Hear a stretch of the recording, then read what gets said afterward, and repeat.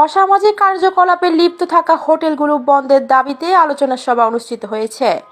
Staff reporter Mohammad Faizullah স্বাধীনের তথ্য BD চিত্রে বিস্তারিত জানাচ্ছি আমি সাবি হেলম শাইলা। দীর্ঘদিন ধরে অসামাজিক কার্যকলাপে লিপ্ত থাকা রাজধানী গাবতলীর আবাসিক হোটেলগুলো বন্ধের দাবিতে আলোচনা সভা করেছেন গাবতলী বাস টার্মিনাল এলাকাবাসী।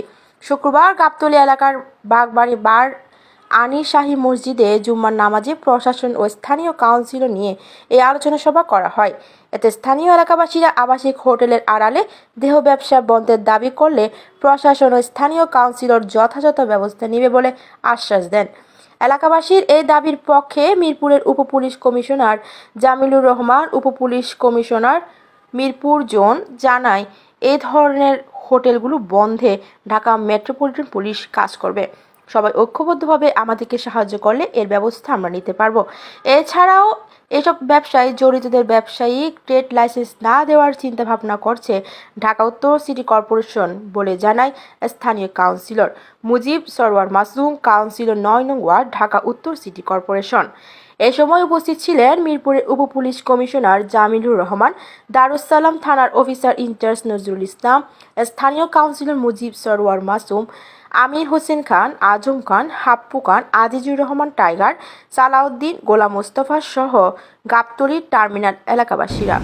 এগুলোর বিরুদ্ধে প্রতিরোধ করে যেখানে অন্যায় হয় এই এলাকার মহল্লাবাসী সবচেয়ে মিরপুরের প্রাক্তন মহল্লাবাসী সেখানে প্রতিরোধ করে ইনশাআল্লাহ। স্পষ্টভাবে যে কথাটা বলতে চাই, এলাকার মানুষের দাবির সাথে কাউন্সিলর হিসাবে আমি 100% সহমত পোষণ করি এবং এই দেহ ব্যবসা, অবৈধ ব্যবসা প্রতিহত করার জন্য, উচ্ছেদ করার জন্য যা যা করণীয় আমাদের মাননীয় মেয়র মহোদয়, মাননীয় সংসদ সদস্য এবং প্রশাসনের উচ্চপদস্থ কর্মকর্তাদের সাথে আলাপ আলোচনার পরে কিন্তু আজকে আমি এখানে আসছি। তাদের সম্মতি নিয়ে আমি কথা বলছি। যদি আমার অবস্থান থেকে এটা আমি নিশ্চিত করতে পারি তাতে করলাম, নাহলে এরও উচ্চ পর্যায়ে যাদের এখানে প্রয়োজন তারা সবাই হবে, বন্ধ হবে, এতে কোনো এই কাগজপত্রগুলো লাগে যেটা সিটি কর্পোরেশনের বিশেষ করে ট্রেড লাইসেন্স থেকে শুরু করে যাবতীয় যে কাগজপত্রগুলো আছে, আসলে এই বিষয়ে আপনারা কতটুকু সচ্চার হবে যে আসলে এগুলো তাদেরকে দিবেন কি দিবেন না? ট্রেড লাইসেন্স বিভিন্ন ভাবে জোগাড় করা সম্ভব, কিন্তু ট্রেড লাইসেন্সের সঠিক ব্যবহার তারা করতেছে কিনা সেটা সিটি কর্পোরেশন দেখবে। হোটেল ব্যবসা এখান থেকে নির্মূল হবে। বিষয়টা হচ্ছে এখানে যারা বিজনেস করে তাদের উদ্দেশ্যে আমরা কিন্তু মাঠে নামি নাই, যে আমরা যারা স্থানীয় আছি এখানকার যে 4-5টা হোটেলে এই বিজনেসগুলো হয় তারা কিন্তু এই এলাকার মালিক। চাই না যে এই ব্যবসাটা আমাদের এই এলাকায় থাকুক, আমাদের এখান থেকে ব্যবসা করুক, সবই হালাল ব্যবসা করে রাখুক, ব্যবসাটা হালাল, এই হারাম ব্যবসা আমরা চাই না।